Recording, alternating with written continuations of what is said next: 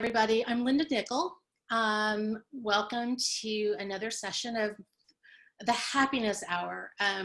We couldn't figure out something clever to name this, and Erin came up with that, and I can't find something better, so we're stuck with it for a while. The idea here is to take advantage of the time that we're stuck and connect with people that what I consider creatives, and I don't mean you have to be a photographer here. A lot of people that are watching, I know, are not photographers. Some are bloggers, some are artists. It's just a way to meet new people, exchange ideas. And what I wanted to do was bring in somebody to do a presentation each week. We can open it up for questions and questions and answers, and hopefully they can help you out.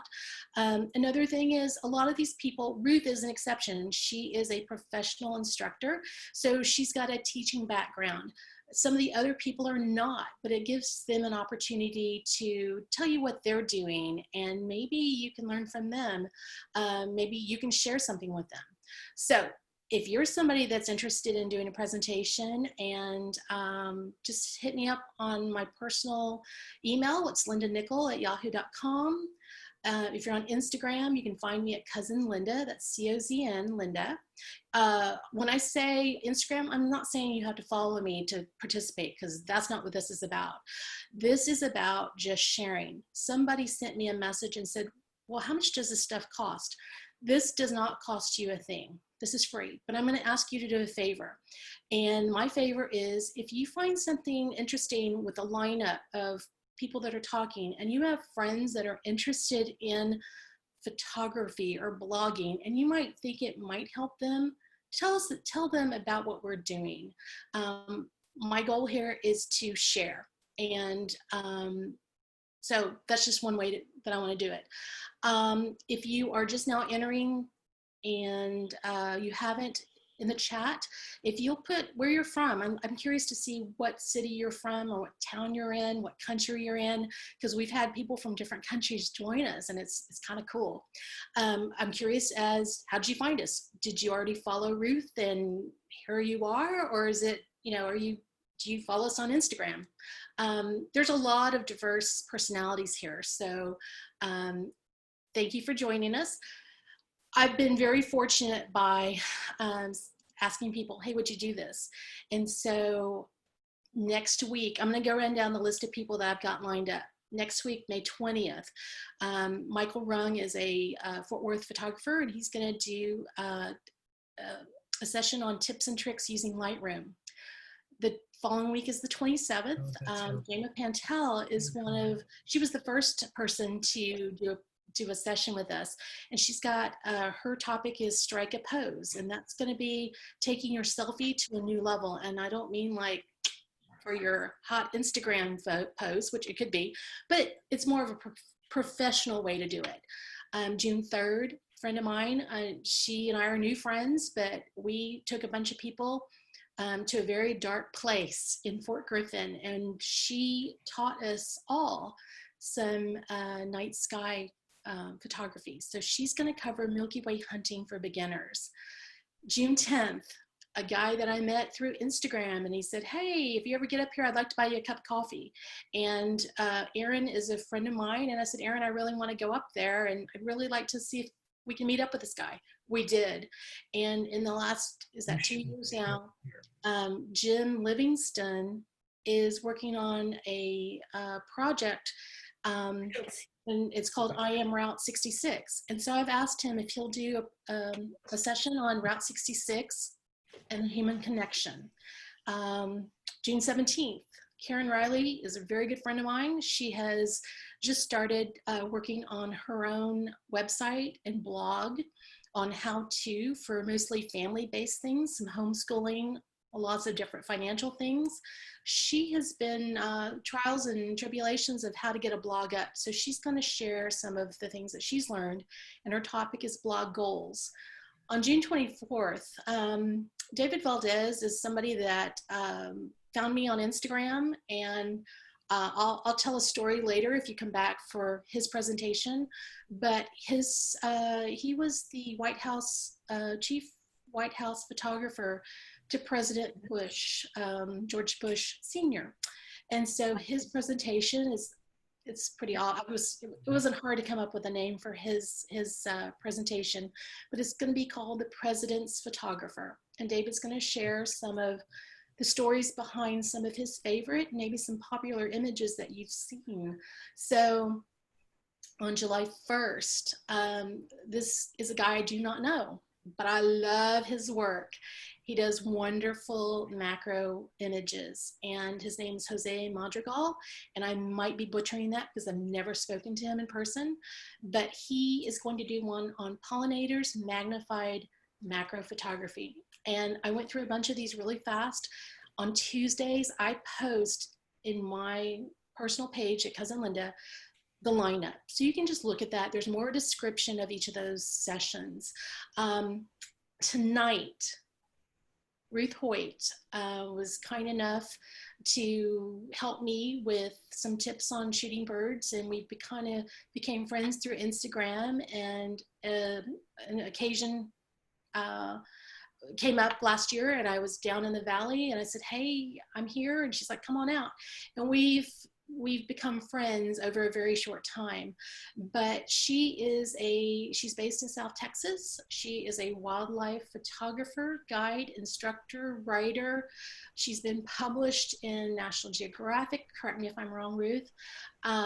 She's done a lot of stuff, and you probably wouldn't know that unless you go to her website.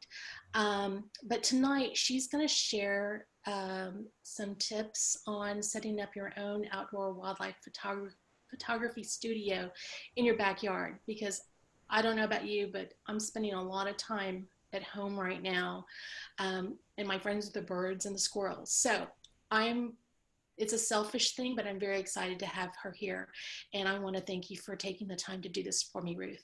So with that, I'm going to turn it over to Ruth. Hi, everybody. I have no idea how many people are in here, but I think it's a bunch. And I hope I don't disappoint, but I'm going to start. I'm learning Zoom, and I know that I have to share my screen, so I'm going to share my screen, and then I'm going to go to my first picture, which you sort of already saw. If you want my contact information, there it is. I'm at Ruth Hoyt Photo on Instagram, and that's where I post every day. And when I post, there's a story to go with it. I always want people to learn something, and if not learn something, be educated. Well, let's learn something, be entertained. I like to tell stories. I know there are some people who do not like snakes, and so I am in the habit of, if there's a snake, I don't put it on the front page of the post. I put it on the second or third, and I warn you. So you don't ever have to worry about seeing snakes if you don't like them. I do handle them, and we do have them in South Texas. So anyway, there's my contact info, and I think we're going to put that in the chat or another place for you to see it. But you can either take a picture of that screen or do a screenshot, and then we're going to move on. So I'm going to stop sharing that picture, and I'm going to go on to, I got to share the screen again. I'm just learning this stuff. So Linda's been a great teacher, learned a lot. You're doing great, Ruth. Thank you. A little bit nervous with it, but you know, it's all part of it. So you should see the outline of Texas, and we can thank my friend Esperanza Chapa for that graphic. We've done lots of things over the years. I've known her for 20 years. I've been in Texas 20 years. The star represents the Rio Grande Valley. That's where I live, down by the border.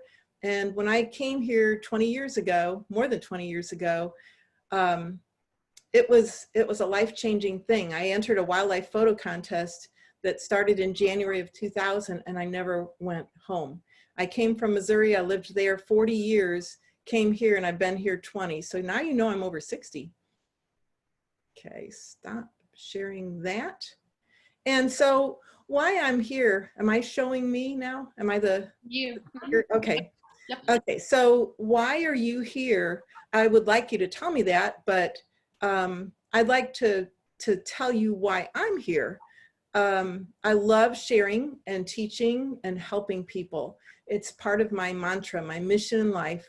I want to help people. I like to introduce people to nature, to photography and birds, of course. I do photograph everything, and I didn't know you were having Jose as a speaker, but I look forward. We have chatted many times, and I just love his work. So I do other photography besides birds, but that sort of goes with the territory. I have been known to photograph food, people. I've done a couple of weddings. I don't want to do those. I think that what I tell people when they ask me, will you do my daughter's quinceañera, or will you do my son's wedding or my daughter's wedding? I tell them I just am not cut out to do that kind of work. And I say part of it is because I love photographing birds and wildlife, and they don't care if they look old or fat or wrinkled. So that's why I don't do that kind of photography. I'm trained to, and I can, but I don't. So you are probably wondering why I'm here then. I'm here to share my passion with you, and I'd love for you to come down here, photograph with me. Many of you, I saw the names as they were popping up, but I haven't looked since, so I don't even know who's on anymore. But many of the people who are on this call have already been down here to South Texas with me, and it's a unique experience when you go to a photo ranch and you go into a blind, and I set up some perches for you, and then that's when the magic comes or happens. And so what I'd like you to do is put it on your bucket list or your wish list to come to me down here so that I can help you take pictures like some of what you're going to see tonight. How's that? Perfect. Okay. All right. So now I need to share my screen again. See, I always have to think, share the screen before you double click on something. I'm here to crack the whip on you. Oh, and she's good at that, but she's good at using it nicely too. Okay. So the first thing that I want to do is show you a little video clip. Is that showing full screen? It is. Yep, sure is. Then all I have to do is press go. So what I'm doing here is I'm setting up the scene so that you know what the birds need so you can get these pictures. Turn up your volume if it's not, because the volume is not real loud on this, and there was wind when we were recording. So what do you need in order to get great bird pictures? You need to draw them in, and to draw them in, you need three things. You need a place for them to eat, a place for them to drink and bathe, and a place for them to land where you can get a good picture of them. And we've got all three of those elements right here. We've got a feeder in the background, and on the other side, we've got perches and water. Okay, so that was the setup. You need food, water, and a place for them. Hey, Ruth, let me interrupt you for just a second. Hey, Aaron, is everybody muted?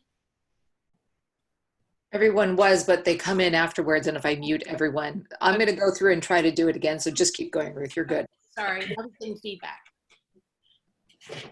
Okay, so now we've established that we have food, water, and a place for the birds to land. So this little video is me talking about setting up a perch to get that bird on. So let me tell it to go. Here we go. All right, so now we're ready to put our perch up. Those are turkeys. Now we're ready to put our perch up and get this ready so we can go back into the blind and take pictures. We prepared our perch already. It's nice and flat from side to side, and if you rotate, you can see that it is. So that's our perch, and these are the tools we use to do that. Oh, I'm sorry, Ruth, that's my fault. I don't see your screen. Okay, hold on. Let me close that. And you did share it for a second. Away. Okay, what happened? All right, let me try that again. Is it there now? There it is. I'm sorry, guys. Okay. Yeah. You're going to hear turkeys in the background, so just enjoy that. All right, so now we're ready to put our perch up. Now we're ready to put our perch up and get this ready so we can go back into the blind and take pictures. We prepared our perch already. It's nice and flat from side to side, and if you rotate, you can see that it is. So that's our perch, and these are the tools we use to do that. We need to have something to stick into the ground to support the perch. So we're going to use a short piece of rebar. You can use taller if you need to get the perch elevated. But right now, we're just going to do a close one. So We're going to put that in. We're going to use a hammer to do that. And then we're going to zip tie this perch with these zip ties. And I'm going to clip those and then add some suet. So here we go. You look at the photo blind, determine where the photographer is, and decide what angle you want your perch. And we're going to put it about like this. We're going to tip it back rather than forward because you want the birds to land on this side of the perch, not the back side where they'd have something in front of them. So we're going to angle it back slightly. Pick the spot that we need, looking at where the photographer's lens is, and angle it correctly. So I need to put my rebar in about that angle. Use a hammer to tap it down, and the birds know this sound. Okay, that's nice and low. That looks pretty good. It looks pretty slanted. I can always tap it up just a little bit. There we go. And what I do is I make my zip ties ahead of time. I think I might even have 3 ready. There's 1, 2, and 3. We need 3, not just 1 or 2. If you put in just 1, it has the ability of swinging all around. 2, it still can swing 2 directions. With 3, it firms it all up. So what I do is I put my zip ties on my rebar. Oh, stop. Well, actually, I like that sound. Okay, so we get our perch nice and snug with our zip ties, starting with the top one as far up as we can without getting above the rebar. And see, you can still move it all around with just 1. With 2, you still have the same problem. There's still enough play that it can move. But with your 3rd one, that snugs everything up. And if the rebar moves, you can hammer the ground a little bit. Nice and snug. Take your clippers, trim your zip ties, put them back in the container. You can empty that out later. And now we're going to use the suet. The turkeys don't come for the suet. They like to come and explore around the pond. So I'm going to put my suet up high. I don't want the birds on the ground or near this rebar or those zip ties. I want the food and the perch birds to come up here. So I'm just gently putting some of this suet on the back sides and the sides in this lichen where it won't show to the camera, but the birds know to look for it. And again, I'm keeping it up high. And when I've got enough suet on there, keep the birds coming, I put the rest of it back. And now we're ready to go photograph. Okay, so Ruth, before you go any further, what is suet? I knew you were going to ask, and it was part of my plan to talk about that. So before we go on to the next little video clip, I'll talk about suet. Suet can be used to feed birds, but I also use it to photograph birds. I make the suet ahead of time, and you can store it in tubs in your fridge. You don't have to make large quantities. I do this for a business, not make suet, but take pictures of birds. So I do go through a lot of suet. It's what attracts the birds to the perch, and I put it in little quantities so that you can't see it, but I go through it a lot in a normal season.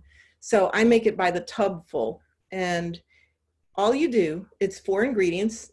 I could write it down, but you don't need to. It's very easy. It's made first with lard. That's white lard that you buy in the grocery store. So it's already, it looks pretty. It's not hunks of fat or anything, but it's white lard for cooking, and smooth peanut butter. You can use crunchy if you're just feeding birds, but when I'm doing photography, I don't want the crunchy peanuts in the suet because it makes it hard to hide in the perches and the cracks and crevices where you are trying to hide the suet. So I take half and half of white lard and peanut butter, creamy peanut butter, put it in a pan, melt it, and it melts very quickly because it's a lot of fat. and you let it get to a consistency of, it looks like peanut butter soup. Once you have that, then you're ready to move on to the second part, which you mix in half and half of flour and cornmeal. And you just literally, I don't measure, I just dump. And so I dump a little flour, I dump a little cornmeal, and I stir it up.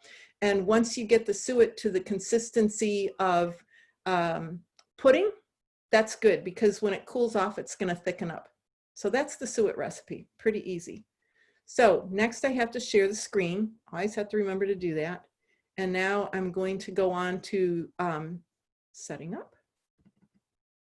And see, hang on, takes me a second. It's a little time lapse.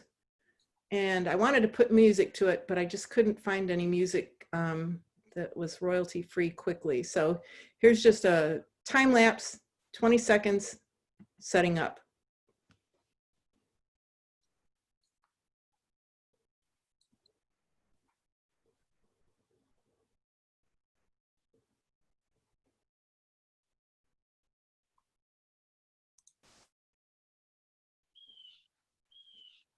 Ta-da! Okay, so I'm gonna close that. Now I'm still sharing the screen, correct? Yes. Okay, so I'm at the next video, correct? Do you see a video on the screen? You're good. Okay, so we've set up and ta-da, we're ready to go. Wow, that was a fast setup. Okay, off comes the hat. We are ready to get down to the business and fun of taking pictures of birds. We're here at the Laguna Seca Ranch in one of the beautiful photo blinds, nice, comfortable, spacious blinds. We've got our food, water, and perches all set up for the birds. And I'm using my equipment with 600mm lens, professional DSLR, a nice sturdy tripod. And you don't have to have that kind of gear. I do, because this is what I do for a living, but you can come with what you have. So anybody at just about any level of photography can come here, make a reservation, and I'm happy to serve as your guide and help you with your gear.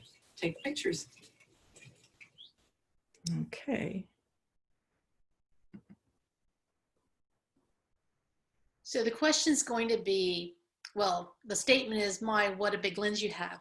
So can you, there's some little lens envy. So, because there's a lot of photography bird nerds here. So tell us what your lens is. Okay, it's really funny because it's a 600mm prime lens. That means it just does 600mm. It doesn't zoom. It doesn't move around. You just aim and shoot. Well, you have to focus, of course, but it only does 600mm. You can put an extender on it or an extension tube for different effects, but it's only 600. What I see, I shouldn't say only, it is 600mm. What I see a lot of people is that they use zoom lenses. So they might have a 150 to 600mm. And so their lenses go to 600, but they aren't just 600. They have a zoom. And a lot of people prefer that because, let's say a bobcat or a turkey comes in, with my 600mm on, all I can get is the turkey's head or the bobcat's face. So there are some real advantages to it, but there are some disadvantages. I just told you the main disadvantage of having a super telephoto lens. It's also very heavy. That's an old lens. I bought it. It's probably about 20 plus years old. It's a very heavy lens. The newer ones are much lighter, much faster, and easier to use. But I don't always buy new equipment. I have a lot of used equipment, and as soon as it's in my hands, it gets used. So I don't mind having used equipment. So that's my 600mm lens. I have a DSLR. It's a digital single lens reflex camera. And so it's not a mirrorless, it's not a point and shoot, it's a single lens reflex. So I see the reflection of the picture in my viewfinder. And then I have a sturdy tripod with a gimbal mount, and that allows me to aim that heavy lens any direction. So that's the equipment that I use most of the time. I always have that on my tripod because it's the biggest, heaviest one to use. But then I also carry a backup camera And I usually have a 300mm lens on that. That's what I generally set up with. I do have a zoom lens. It's usually in the blind with me, but I usually don't touch it. I love the prime lenses. They're sharper, faster, and they focus fast. They work in very low light very easily. So those are some of the advantages of those big, heavy lenses. Great. All right, so now I'm going to share screen. Got to do that.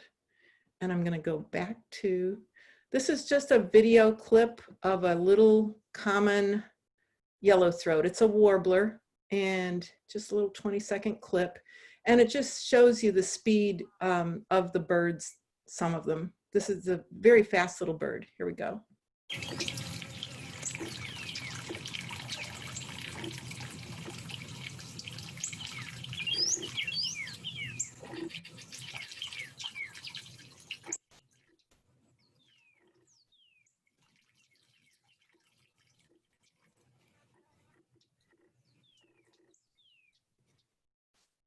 Okay, turn that off and stop the share.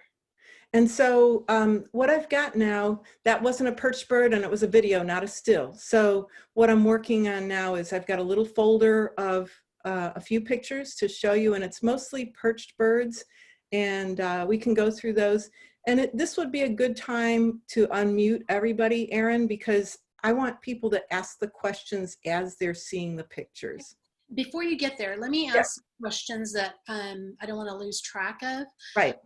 So David Valdez is asking, do you shoot any particular time of day? Oh yeah.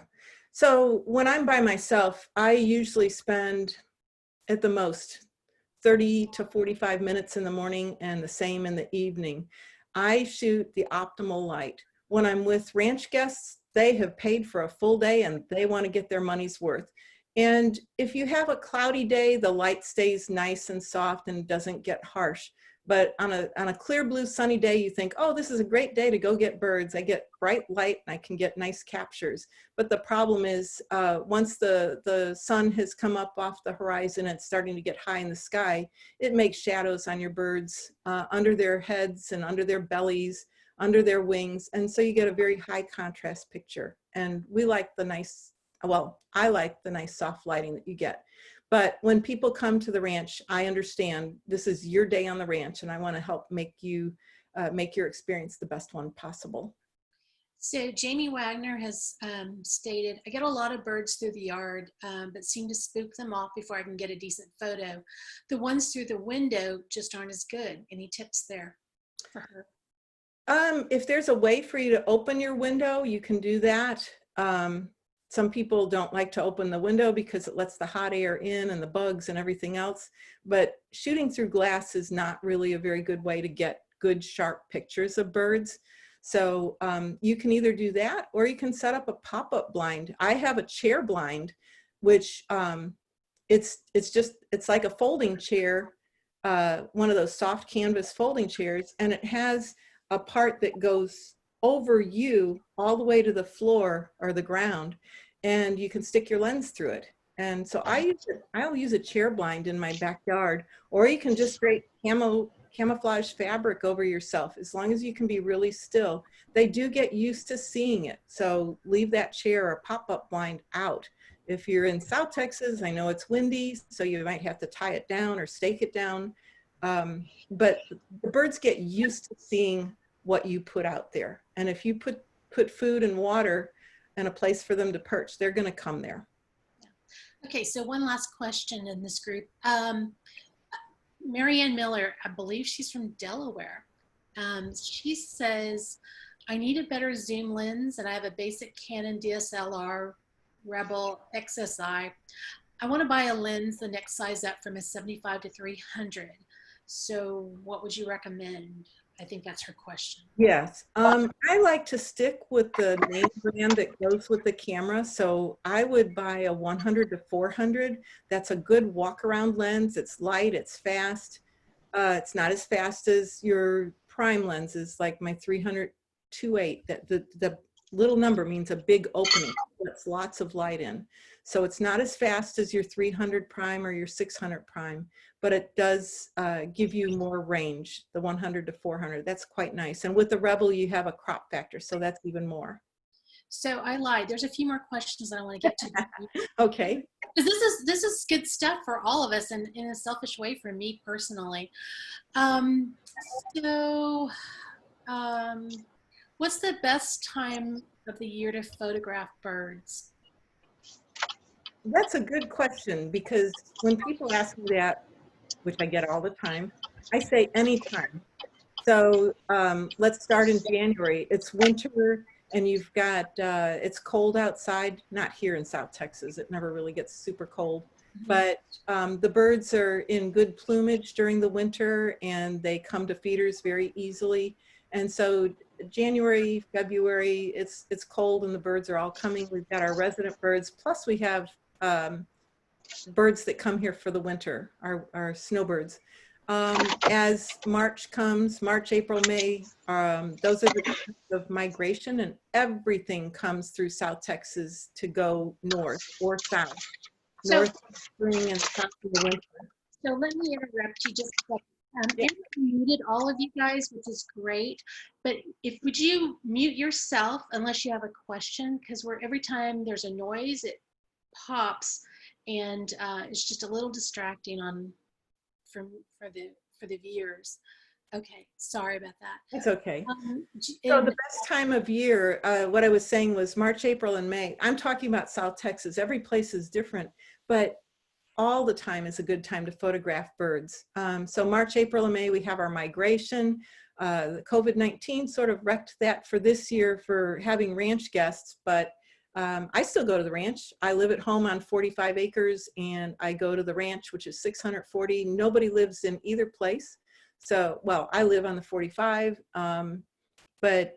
so I'm isolated. I go to town once every week or two to get gas and groceries, and that's how I've isolated. So I don't have all the challenges that you all do probably with photographing. So anyway, March, April, May, those are great months.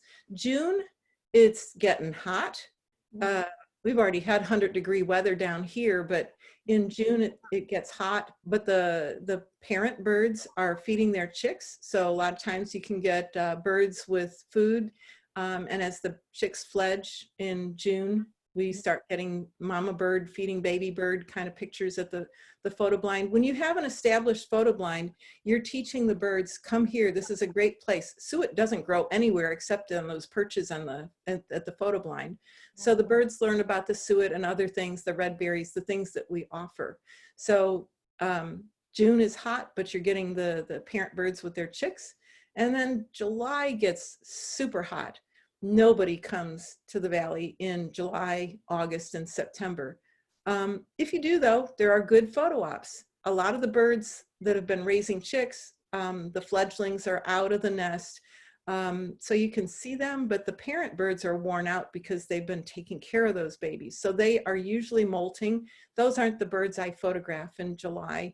But northern bobwhite, the quail, have their chicks, and there's nothing cuter than a bunch of quail chicks at the water with the parents.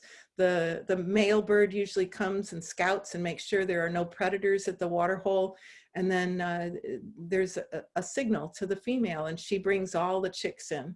So getting pictures of quail is a lot of fun, and that's July, August. September, it's really hot. Everybody's sort of tired. And that's when we don't have ranch guests. It's just a quiet time. We drain the little ponds and clean them out, scrub them out. So maybe if there's any month that we really don't photograph much, it's September. It's still hot, and we just do ranch chores.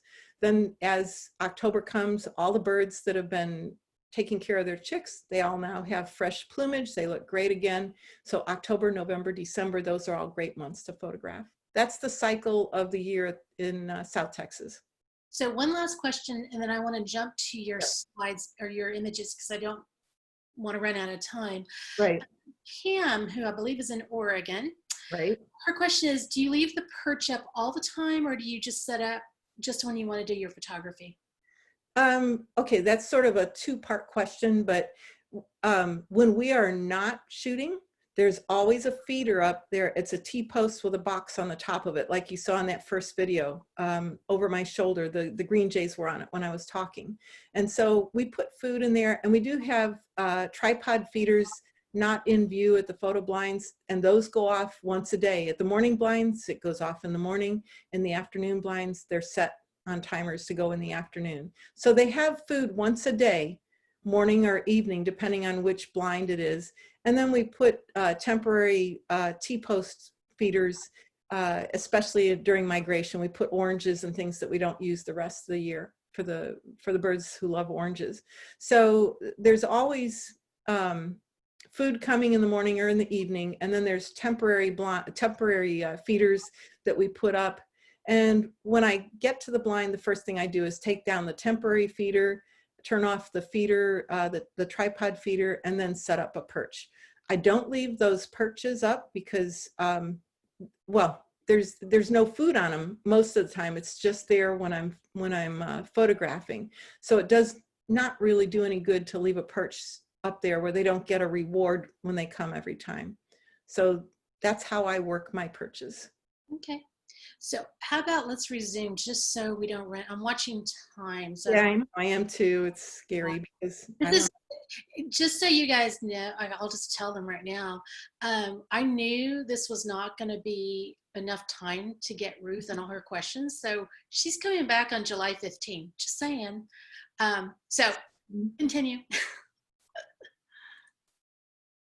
Okay. Okay, so you should see a mockingbird, do you? Let's see, do I see a mockingbird? As I'm screen sharing. Yes, I see him with the berry. I saw him earlier. Okay. Yeah, we did a Zoom earlier, and this was one of the pictures that I liked. It's the Texas state bird, so I have to include him. It's an action shot. People who do bird photography, when they come to the photo blind, I always tell them 500th of a second for a sitting bird, 2500th of a second for birds doing things. And this guy's doing things. If you only had a 500th of a second, the berry would be blurry and the head of the bird would be blurry because it's moving. Green jay in action, another 2500th of a second. Cactus tunas are the fruit on the cactus, and these birds love the tunas. And what makes this one even more attractive is I've cut a hole in the top of that cactus tuna. You're learning my secrets here. I'll put a little bit of suet or something that they like to eat. Green jays love corn and suet, so it's got some of that in it too. Okay, this is a perch setup. It's a different one. It's not at the ranch. I do hummingbird photography occasionally, and this is a high-speed flash setup. So I've got one stalk of flower, which replaces the feeder that was right there, and put in a background or get a background that works, and then have multiple flashes that light up the bird so you don't have hard shadows on it. It's a totally different kind of photography. Don't do that at the ranch. Okay, we have crested caracaras. That's one of our raptors, and I love flight shots. This one I've frozen the action. You can see that pretty much from wingtip to wingtip, he's in sharp focus. He's about to land. You feel the tension. The bird is about to land, and it's just a great action shot, I think. Doves, they're sort of hard to photograph because they usually like to hang around on the ground, and I don't really enjoy photographing birds in the dirt, as I call it. And what was neat about this is a pair of common ground doves. You've got the male on the left, the female on the left, and the male on the right. He's more pink, she's more gray, and they startle easily, and she startled, and I love the rufous color of the underside of her wings. This is a setup at the photo blind at the ranch. Some Mexican, is that Mexican? No, Indian blanket. Indian blankets were blooming. And so I put that perch in the middle of the Indian blankets. I didn't have to do anything except put the perch up, and the cardinal came right to it. They're usually the first or second bird to get to the perch. Can I ask, yeah. What's your aperture when you're shooting? Are you shooting wide open? Because, well, your prime is what, a 2.8? What is your? My 300 millimeter lens is a 2.8, but this is with the 600. and that one is an F4, but I don't shoot at F4. If you look at the tail on that bird, it's pretty sharp. I like to have F7.1 or 8 when I'm shooting with that long lens, because the background is so distant that no matter what f-stop you use on your long lens, it's going to be very blurry in the back. So I want the bird sharp and the background soft. You can see there's a change in vegetation. There's some green and then some reddish brown and some more green and darker. It just all gets you get the detail in that. Yeah, the bokeh, the soft. You get the detail in the bird and the perch and the softness in the background. Okay. This one is not a perch. Well, the bird used it as a perch. It's a blue-winged warbler, and that was a life bird for me this spring. And you can see he's sitting on a rock. That is the perch. And there's a drip nearby, so you see splash marks from the water on the rocks. He came in to take a bath. Birds love moving water. So when they hear the splashing of the water, that attracts those little guys. So I'm going to interrupt one more because we did aperture, but this question comes from a woman that posted a bird today and says, I'm not a birder, I'm not going to be a birder. And but now she wants to know what's your ISO, because I think Jama and I are going to go birding pretty soon. Oh yeah. Well, thank you to Topaz Labs for producing some artificial intelligence software. It's called AI denoise. And what that does is you can raise your ISO to heights that you would never think would be possible. And I don't remember the one on this one, but when you're shooting in the early morning or late evening, you don't have a whole lot of light to work with. But if you raise your ISO, which is the sensitivity of the camera to the light, you'll get the picture and the fast shutter speed, but you get something that's called noise. Back in the film days, they called it grain. And it's the inability of the camera to capture all the detail when you're working at super low light. And so I use AI denoise to help me with that. Yeah, because what I do before I do anything else, I put the picture into denoise and I fix the noise problem, and it's an amazing software. You need to learn how to use it, but I coach people on that. And so you work with denoise, get rid of the noise, and then all your beautiful colors come through and you've got a sharp picture. So this one had high ISO. It might have been 25,000. It was high. Are you using auto ISO or are you? No, sorry. Thanks for asking that. That's a great question. People think they're shooting their cameras in manual, but they have the ISO set to auto. I don't like that because I don't know what ISO the camera has chosen. So I pick the ISO depending on how much light or lack of light there is. And I like to know. I'm a control freak when it comes to the way my bird pictures come out. So I have it on manual setting for ISO. I set my ISO. And I'm assuming you're shooting in RAW. Always, yep. Okay. There you go.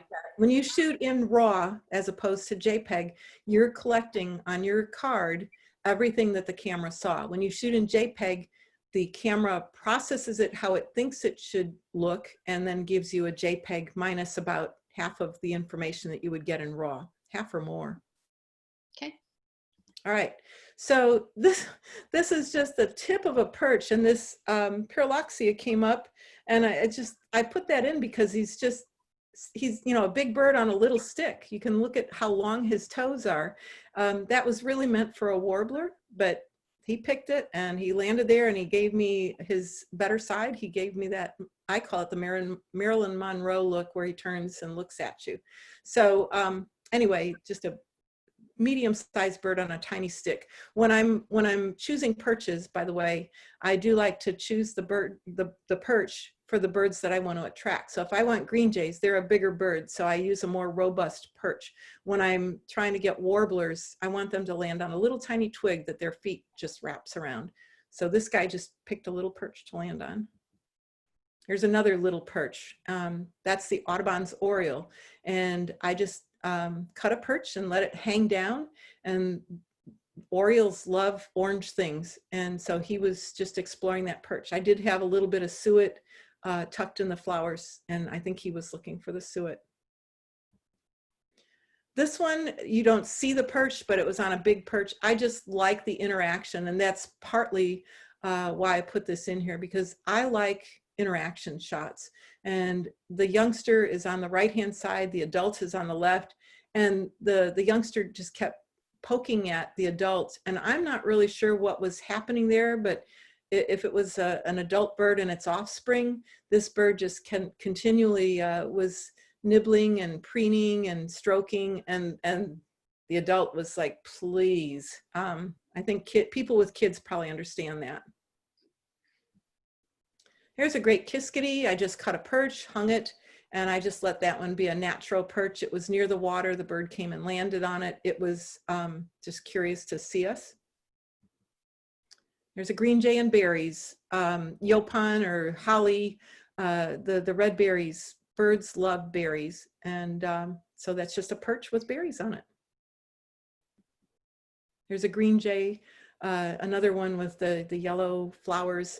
I just like the way the colors go together. You've got the green and blue and black of the green jay. You can't see the yellow of his tail, which is on the underside, but I just like the pose. It's a very sharp, crisp looking picture.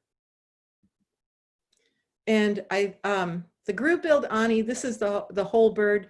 They're a very large bird with a super long tail. And this is an example of not having enough aperture, not enough depth of field. So the tail is all out of focus, but the face is what I was really working on anyway. So when I took that picture, I knew the tail would be out of focus just because it took up so much depth from front to back. So I just went ahead and took it, but then I cropped it, and I sort of like this because it shows the bird, and it's sort of its character and personality.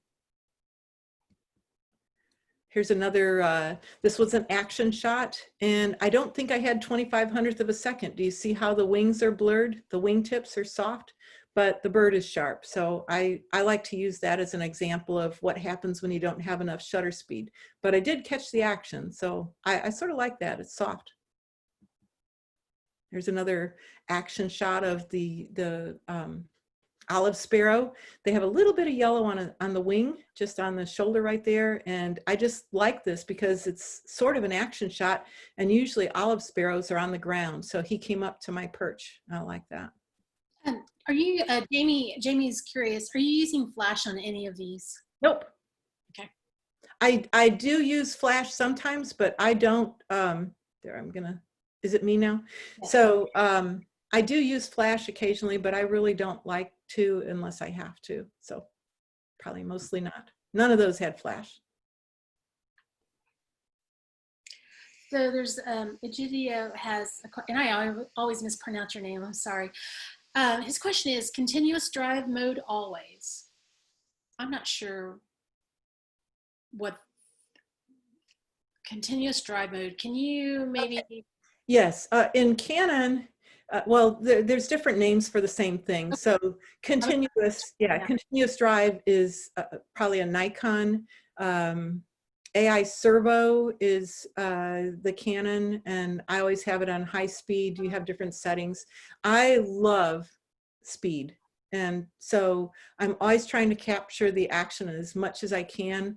And when you have your camera in the fastest mode of capture as possible, you're going to catch those shots in between whatever you have. So later you can look and pick which one you like best. Jason Deckman, and thanks for coming back, Jason. Do you shoot aperture priority or shutter priority? For example, when you want to freeze motion on a bird coming into land? That's a great question. I teach photography, and the order of sequence that people use when they're learning. Some people come to me and they've got their camera set on the green square, which means the camera chooses everything. If they're on that, I get them onto P for program or perfect or professional or pray. Those are the 4 Ps. Like pray. Pray, spray and pray. So if they're on program, I like to move them up to aperture, where they're deciding the aperture, and then the shutter speed goes along with whatever aperture you've chosen. But for myself, I generally shoot on manual mode. That's not manual focus, it's manual mode. So I'm choosing the ISO. There are three things that you choose: the ISO, the aperture, and the shutter speed. And so one of my cameras I've got for doing birds, I have it set so that every time I turn it on, it's on ISO 800 f8 at 2500th of a second. That's my magic formula. If I can get those numbers, that's what I would call perfect lighting and perfect opportunity to get a bird doing something. And if, go ahead. Repeat those settings one more time. Okay, so the camera that I use for birds, I've got it set so that when I turn it on, it automatically sets itself to ISO 800, f8, and 1/2500th of a second. And what that does is gives me speed, it gives me a nice ISO, and nice depth of field. So when the bird's wings move, the wings are in focus. This whole presentation is just for me. You guys, I'm glad y'all keep recording.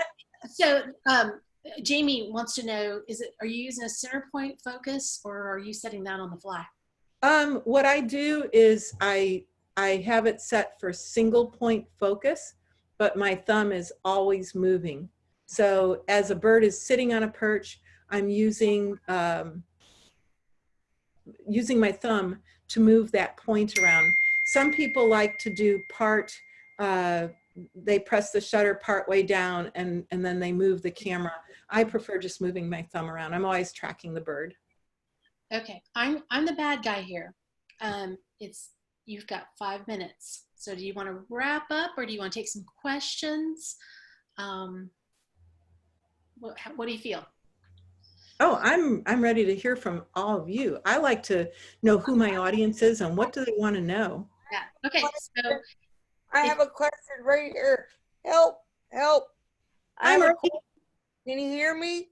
Yes. Okay. When you say tracking the thing with your thumb, I don't know what you mean. That's easier if we're sitting together, and when we get together next month, because I know we're going out for a couple of days together, I will help you, I'll coach you, and you'll learn that. But what I'm doing is there's a focus point. When you're looking inside the viewfinder, I have a little red focus point lit up, and so I push my shutter partway down, and then I move my thumb on the joystick on the back side. And what that does is it moves where the lens focuses. And I want to put that on the bird's eye. So if it's a sitting bird, it's pretty much easy to do because you just move it around till you're on the eye, then you focus and take the picture. Thank you. Yep. So, okay. If you have a question, jump in. If not, I'm going to hit you with questions that I saw earlier. So Sue wants to know, what's your typical tour with you? Like, how many days and what are your accommodations? So basically, you know, we all, you know, if you don't know, Ruth hosts workshops and she's a guide. So tell us kind of like the typical tour. Okay, there is no such thing as a typical tour because they're all unique, but let's say you want to go with me on the Laguna Seca Ranch and you want to sit in all the different photo blinds that we have so you can maximize the number of species and the number of photo shoots. So we have a morning shoot and an evening shoot, and we have 2 morning blinds, 2 evening blinds, plus a raptor blind. So it really takes 3 days to see all of the ranch and sit in each of the blinds. So we have 2 morning blinds, so that takes up 2 mornings. We have 2 evening blinds, and that takes up 2 evenings. And then, so that's 2 days. Well, on your 3rd day, or you can do it in any order, it doesn't matter, but we need to do the raptor blind. And that's a morning shoot. You can do it in the evening, but we like to do it in the morning while the birds are fresh. They've been sleeping, they're hungry, they look good, and they're not stuffed full of food and sleepy. So we like to do raptors in the morning. So on your 3rd evening, you would pick which of the 2 blinds that you've already sat in and do a repeat on that. And typically people choose the beaver pond where all those videos were taken. So Elaine Cruden was the lady that brought me down to you. She was my driver because, you know, Erin can't be with me all the time. She says, you had mentioned an app that you use to identify the birds. Can you mention that again? Well, for identification, there are several. Merlin is one where you can put a picture in and it will identify the bird for you. I haven't used it. I have it, but I haven't really used it, but it does work. And I use Sibley's. I have Sibley's on my phone, and that shows pictures of birds, tells all about them, shows their range, their habits. It's like a field guide in your phone. Yeah. So I'm going to tie this up into one question, but I want to point out to you, everybody that's watching this, the question is coming from Vineeth, and I don't know if that's how he pronounces his name. I call him Vin in my mind. If you guys are on Instagram, look him up. It's Vinikrish, Vinikrish. He's on Instagram. He's on Facebook. He posts some fantastic birds. So his question, another selfish question for me, where'd it go, Vinit? What's your processing workflow apart from denoise, like Lightroom, Photoshop? Do you do layered processing? Actually, it's almost embarrassing to tell you what my workflow is because there's not much to it. I take lots of pictures and I like to process fast because I don't like spending time on the computer. I'd much rather go out and photograph some more than fix photos that aren't good. So I pick my best photos to work with, and if they're noisy, I use AI denoise. And once I've done that, then I go through, I do use Lightroom. I've used other applications too, but Lightroom is pretty easy, straightforward. You go right down the list of things in the basic mode. I don't do a lot of playing around with the hue and the color and saturation.